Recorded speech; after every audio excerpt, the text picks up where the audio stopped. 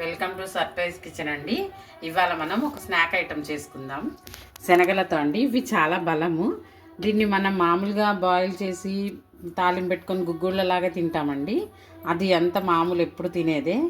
ఇది క్రిస్పీగా చేసుకుందామండి. బఠానీ మనం గ్రీన్ బఠానీ అవి క్రిస్పీగా ఎట్లుంటే అట్లా మనం చేసుకోవచ్చు తక్కువ ఆయిల్ తోటి. పిల్లలు ఇది ఒక 4-5 అవర్స్ నానబెట్టుకోవాలండి. ఇలా నానిపోతాయి. కొంచెం ఒక మూకుడు తీసుకొని కొంచెం ఆయిల్ వేసుకోవాలి. ఎక్కువ ఆయిల్ కూడా పట్టదండి. అందులో మనం వేసుకుందాం. ఆయిల్ కూడా ఏమంత పట్టదు.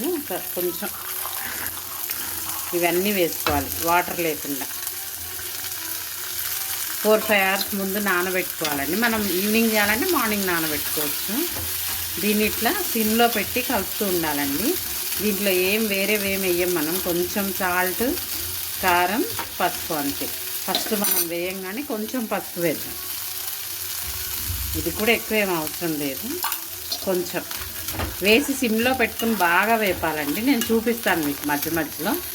ఇలాగే సిమ్లో పెట్టుకుని వేపుకోవాలి. మళ్ళీ చూపిస్తాను చూడండి. కలర్ ఇంకా చేంజ్ అయింది కదా.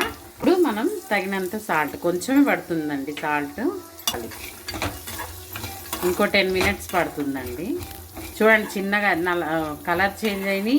సైజ్ కూడా చిన్నగా అయింది చూడండి. ఇంకొక 5 మినిట్స్ పడుతుంది. చూడండి ఇలా మంచిగా కలర్ వచ్చిద్దండి. ఉప్పు కూడా కరుగుద్ది.